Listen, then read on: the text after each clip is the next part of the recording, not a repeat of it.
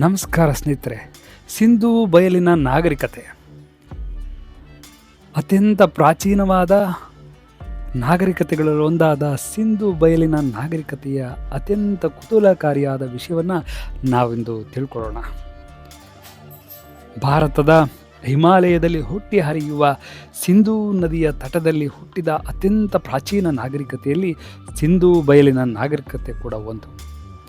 ಕ್ರಿಸ್ತಪೂರ್ವ 2900ರಿಂದ 1900ರವರೆಗೆ ಉಚ್ಚಾಯ ಸ್ಥಿತಿಯಲ್ಲಿತ್ತು ಅನ್ನುವಂಥದ್ದು ಸಂಶೋಧನೆಗಳಿಂದ ತಿಳಿದು ಬಂದಿದೆ. ಅವಿಭಜಿತ ಭಾರತದ ಮೊದಲ 2 ನಗರಗಳೆಂದು ಹರಪ್ಪ ಮತ್ತು ಮೊಹೆಂಜೊದರೋ ಪ್ರಖ್ಯಾತಿಯನ್ನು ಪಡೆದಿವೆ. ಸಿಂಧೂ ನದಿಯ ಬಯಲಿನಲ್ಲಿ ನೆಲೆಗೊಂಡಿದ್ದಂತಹ ಈ 2 ನಗರಗಳು ಗಗ್ಗರ್, ಆಕ್ರಾ, ಗಂಗಾ, ಯಮುನಾ, ದೋಹಬ್ಗಳವರೆಗೂ ಹಬ್ಬಿತ್ತು. ಅಂದರೆ ಈಗಿನ ಪಾಕಿಸ್ತಾನ, ಬಲೂಚಿಸ್ತಾನ, ಇರಾನ್, ಭಾರತದ ವಾಯುವ್ಯ ರಾಜ್ಯಗಳನ್ನು ಕೂಡ ಒಳಗೊಂಡಿತ್ತು. ಈ ನಾಗರಿಕತೆ ಅತ್ಯಂತ ವಿಕಸಿತಗೊಂಡ ಕಾಲವನ್ನು ಹರಪ್ಪ ನಾಗರಿಕತೆ ಎಂದು ಕೂಡ ಕರೆಯಲಾಗುತ್ತದೆ. ಏಕೆಂದರೆ ಈ ನಾಗರಿಕತೆಯು ಪ್ರಪ್ರಥಮವಾಗಿ ಬೆಳಕಿಗೆ ಬಂದಿದ್ದು ಹರಪ್ಪ ಎಂಬ ಸ್ಥಳದಲ್ಲಿ. ಈ ನಿವೇಶನದ ಉತ್ಖನನವು 1920ರ ದಶಕದಲ್ಲಿ ಪ್ರಾರಂಭವಾದಾಗ ಇದು ಆಗಿನ ಬ್ರಿಟಿಷ್ ಆಡಳಿತಕ್ಕೊಳಪಟ್ಟಿತ್ತು ಮತ್ತು ಪಂಜಾಬ್ ಪ್ರಾಂತ್ಯದಲ್ಲಿತ್ತು, ಅಂದರೆ ಈಗಿನ ಪಾಕಿಸ್ತಾನದಲ್ಲಿತ್ತು. 1920ರ ದಶಕದಲ್ಲಿ ಪ್ರಾರಂಭವಾದ ಉತ್ಖನನಗಳು ಈಗಲೂ ಮುಂದುವರೆದಿದೆ. ಸಿಂಧೂ ನಾಗರಿಕತೆಯ ಮತ್ತೊಂದು ಪ್ರಮುಖ ನಗರವಾದ ಮೊಹೆಂಜೊದಾರವು ಈಗ ಯುನೆಸ್ಕೋ ವಿಶ್ವದ ಸಾಂಸ್ಕೃತಿಕ ನಗರ ಪಟ್ಟಿಯಲ್ಲಿ ಸ್ಥಾನ ಪಡೆದುಕೊಂಡಿದೆ.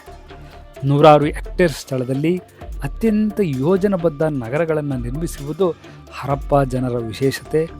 ಆ ನಗರಗಳಲ್ಲಿ ಉತ್ತಮವಾದ ರಸ್ತೆ, ಇಟ್ಟಿಗೆ ಕಟ್ಟಿಸಿದ ಬಾವಿ, ಸ್ನಾನದ ಕೊಳ, ಹಲವಾರು ಮನೆಗಳು, ಒಳಚರಂಡಿ, ಮನೆಗಳಲ್ಲಿ ಸ್ನಾನಗೃಹ, ಕೆಲವು ಮನೆಗಳ ನೆಲಕ್ಕೆ ವಿನ್ಯಾಸಗಳಿರುವ ಟೈಲ್ಸ್ ಇವೆಲ್ಲವೂ ಕೂಡ ಇವೆ. ನಾವು ಮೊದಲೇ ಹೇಳಿದಂತೆ ಹರಪ್ಪ ಮತ್ತು ಮೊಹೆಂಜೊದರೋ ಇವೆರಡೂ ಕೂಡ ಈ ನಾಗರಿಕತೆಗಳಲ್ಲಿ ಬರುವ ಅತ್ಯಂತ ಪ್ರಮುಖ 2 ನಗರಗಳು.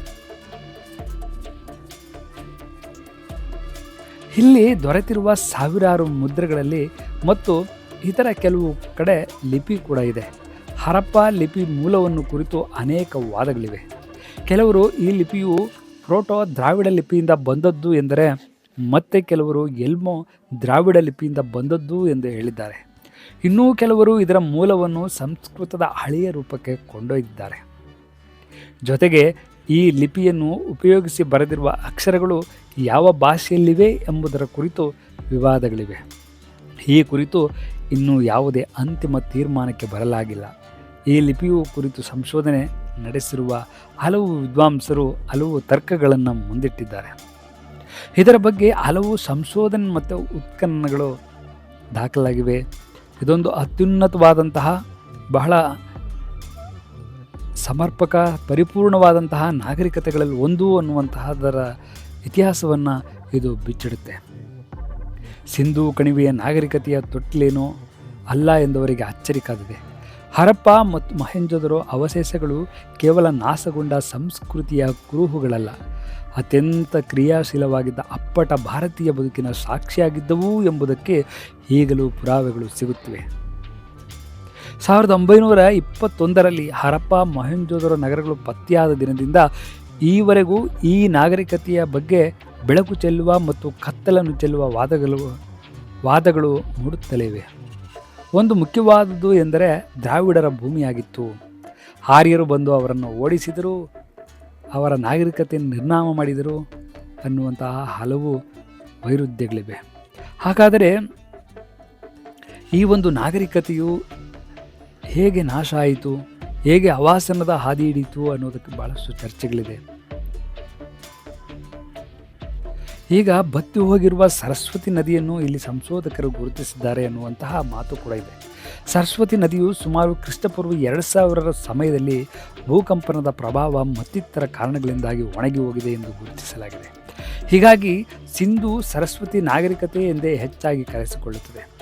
ಈಗ ಇದೇ ನೆಲದಲ್ಲಿ ವೇದಕಾಲೀನ ಸಂಸ್ಕೃತಿಯನ್ನು ಹೋಲುವ ಹಲವು ಕುರುಹುಗಳು ಮತ್ತು ನಿದರ್ಶನಗಳು ಸಾಕಷ್ಟು ದೊರೆತಿರುವಂಥದ್ದನ್ನು ನಾವು ಸಂಶೋಧನೆಯಲ್ಲಿ ಕಾಣಬಹುದು. ಹಾಗಾಗಿಯೂ ಕೂಡ ಹರಪ್ಪ ಮತ್ತು ಮೊಹೆಂಜೊದರೋ ನಗರಗಳು ಹೇಗೆ ಅವಾಸನವಾದವು ಅನ್ನೋದಕ್ಕೆ ಕೆಲವು ನಿರ್ದಿಷ್ಟ ಕಾರಣಗಳನ್ನು ನೀಡಿದ್ದಾರೆ. ಸಿಂಧೂ ನದಿಯ ಅತ್ಯಂತ ವೇಗದ ಪ್ರವಾಹವು, ನಿರಂತರ ಪ್ರವಾಹವು ಮತ್ತು ಹರಪ್ಪ ಮತ್ತು ಆ ನಾಗರಿಕತೆಯನ್ನು ಮುಳುಗಿಸಿಬಿಟ್ಟಿದ್ದವು ಅನ್ನುವಂತಹ ವಾದವೂ ಕೂಡ ಇದೆ. ಹಾಗಾಗಿ ಇಂಥ ಸುಂದರವಾದಂತಹ ಸುಸಜ್ಜಿತವಾದಂತಹ ರಸ್ತೆಗಳು, ಬಾವಿಗಳು, ಸುಂದರವಾದ ಮನೆಗಳು, ಅತ್ಯುತ್ತಮವಾದಂತಹ ಚರಂಡಿ ವ್ಯವಸ್ಥೆಗಳು, ಈಜುಕೊಳಗಳು, ಲೋಹದ ಪಾತ್ರೆಗಳು, ವರ್ಣದ ಚಿತ್ರಗಳು, ಇದರ ಇತಿಹಾಸವನ್ನು ಹೇಳುವಂತಹ ಸಂದರ್ಭದಲ್ಲಿ ಈ ನಾಗರಿಕತೆಯ ಆವಾಸನಕ್ಕೂ ಕೂಡ ಭಾಳಷ್ಟು ಸಂಶೋಧನೆಗಳಾಗ್ತಾಯಿದೆ.